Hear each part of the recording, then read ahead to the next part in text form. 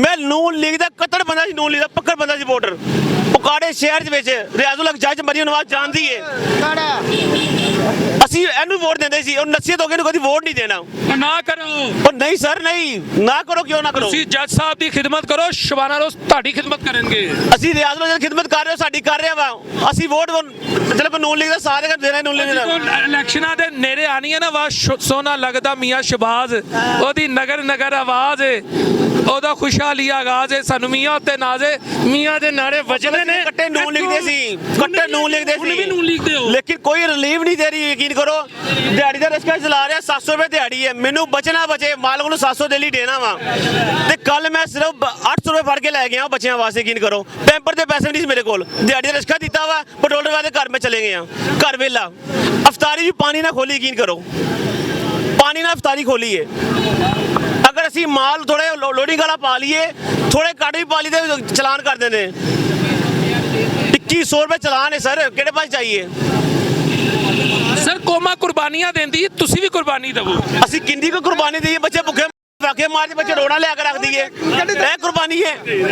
ਇਧਰ ਉਹ ਗੱਡੀ ਥੱਲੇ ਦੇ ਦੇਵੇ ਸਾਨੂੰ, ਫਿਰ ਉਹ ਸਾਨੂੰ ਗੱਡੀ ਥੱਲੇ ਦੇ ਦੇਵੇ ਫਿਰ। ਨਾ ਇਹ ਤੇ ਗੱਡੀ ਥੱਲੇ ਨਹੀਂ, ਇਹ ਚੀਜ਼ ਹੈਗੀ। ਨਹੀਂ ਤੁਸੀਂ ਇੰਨੇ ਦੁਖਿਓ, ਕੱਲ ਪਾਣੀ ਨਾ ਰੋਜ਼ਾ ਖੋਲ, कल पानी ना रोजा कल 800 रुपए फड़ के गया, यकीन करो 800 रुपया की करा, मैं किहड़े पास जावां। 1000 ਰੁਪਏ जीना मुश्किल हो गया, साडा जीना मुश्किल हो गया, यकीन करो जीना मुश्किल हो गया। किराए का मेरा मकान है, 700 रुपए दिहाड़ी मालक ने लैनी है। बच्चे या ना बच्चे, मैंने उन्हें 700 लेना शामी, 700 ਨੂੰ देता वा। पैंपर भी लैके पेट्रोल वा गड्डी खड़ी करती, यकीन करो फाका कटिया कल, यकीन मनो। ਅਸੀਂ ਤੇ ਆਪ परेशान है, किहड़े पास चाहिए। ਇਹ ਕਹਿੰਦੀ 10000 रुपए आवाम ਨੂੰ रिलीफ देनी, कोई 1000 मैसेज में कर भी दिता, कद हर पासे किया, कोई मेरा जवाब नहीं है, कोई जवाब नहीं है, किसी पासे कुछ नहीं होया। 3 बच्चे ने ਅਸੀਂ ईद बना दो बाबादार बैठे, यकीन करो। छोटा मेरा मासूम बच्चा पैंपर नहीं कल मैं लै सकिया, 100 की औकात है।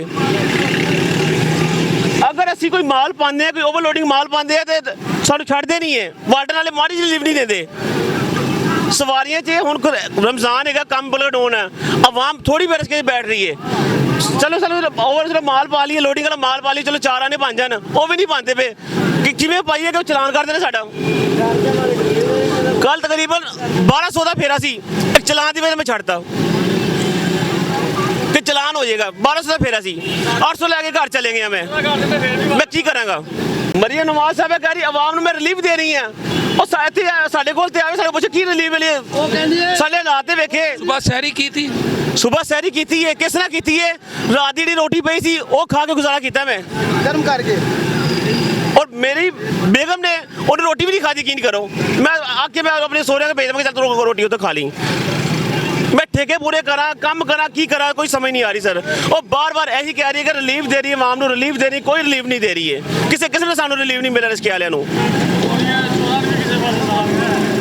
ਤੁਹਾਡੀ ਅੱਖਾਂ 'ਚ ਅਥਰੂ ਆ ਗਏ ਨੇ। की करिए यार, की करिए। मैं किसी ने अपनी कोई मजबूरी यार, तकलीफ होंदी यार। 2000 चलान करा देने, 2000 कल 800 रुपए लै गया तो पानी ना रखा, मियां भी ने खोलिया, यकीन करो। और 100 की औकात नहीं, मैं 100 के पैंपर नहीं मैं अपने बच्चे वास्ते लैके जाके गया।